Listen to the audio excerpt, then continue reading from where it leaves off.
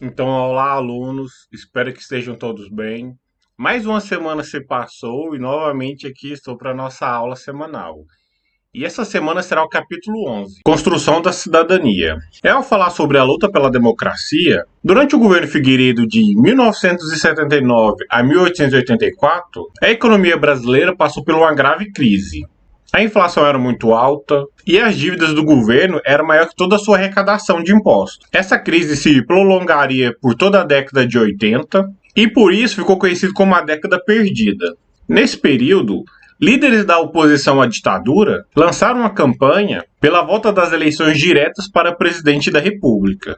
A campanha ficou conhecida como Diretas Já e foi marcada por grandes manifestações populares, com milhões de pessoas se reunindo em várias cidades do país. Apesar dessa campanha, políticos ligados à ditadura impediram a aprovação dessa emenda constitucional que restabelecia as eleições diretas. Um dos principais grupos de oposição era liderado pelo deputado Paulo Maluf. Contra a vontade da maioria dos brasileiros, a eleição para presidente em 1985 ela foi de maneira indireta, que é o partido do governo, e Tancredo Neves, pela Aliança Democrática. Tancredo Neves venceu, mas não assumiu o cargo, pois faleceu em 21 de abril de 1985. E assim, o seu vice José Sarney assumiu a presidência. O governo de Sarney de 1985 a 1990. A posse de Sarney como presidente da República decepcionou muitos brasileiros. Isso porque o Sarney havia apoiado a ditadura militar, mas ele prometeu honrar todos os compromissos firmados por Tancredo Neves. Uma das principais medidas que ele vai tomar vai ser a facilitação de criação de novos partidos. Então, a partir daí, que vai surgir inúmeros partidos para compor nossa política nacional. A inflação é um problema grave desse período. Então, o que o governo de Sarney vai propor? Vai propor o Plano Cruzado, onde ele vai criar uma nova moeda para tentar controlar o nível da inflação. E algumas medidas foram tomadas. A primeira é congelar o valor das mercadorias. O segundo é o congelamento dos salários, que seriam reajustados sempre quando a inflação chegasse a 20%. Como eu falei, a criação de uma nova moeda, que foi a extinção do cruzeiro, que era a moeda anterior, com a criação de uma nova moeda, que vai ser o cruzado. Inicialmente, parte da população apoiou o plano cruzado, fiscalizando os preços e protestando contra os reajustes. Mas, obviamente, que esse plano fracassou. O congelamento dos preços durou pouco tempo, e muitas mercadorias só eram vendidas com pagamento de um ágio. Isso é, um acréscimo ao preço tabelado. Então imagina, você só poderia comprar um produto, como não poderia aumentar o valor dele, você só poderia comprar ele se você pagasse uma taxa a mais. E com isso surgiram outros planos de intervenção econômica, mas nenhum funcionou.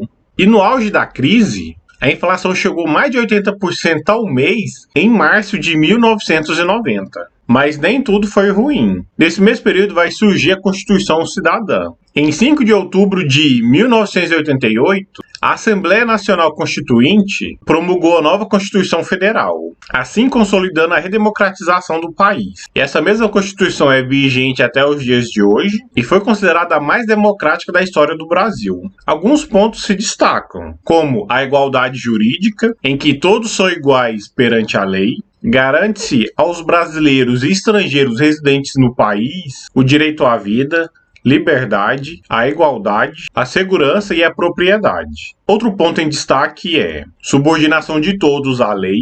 Ninguém será obrigado a fazer ou deixar de fazer alguma coisa senão em virtude da lei.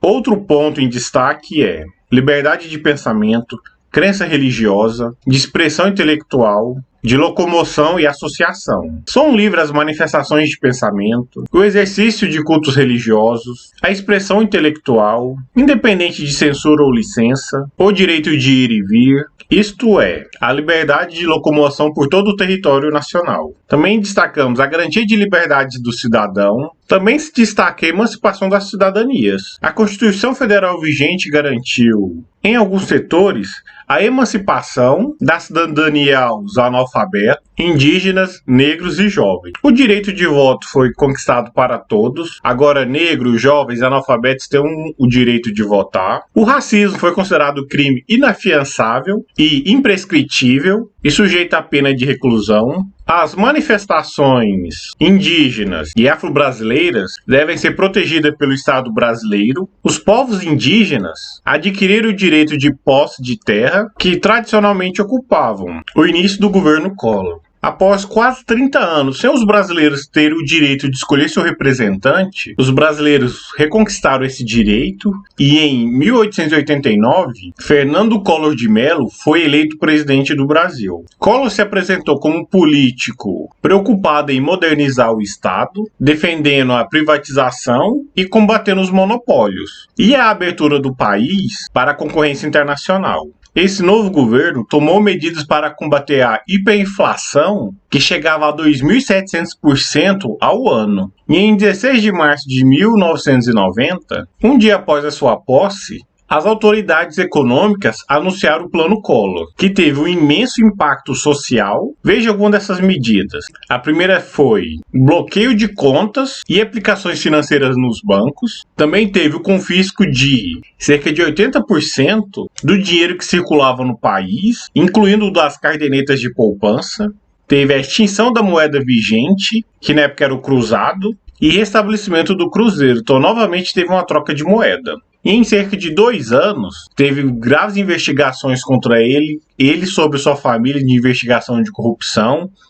Depois da apuração de uma CPI, foi abrido o impeachment e ele sofreu impeachment com 2 anos de mandato. E quem acaba assumindo é seu vice, Itamar Franco. O governo de Itamar Franco, de 1992 a 1994.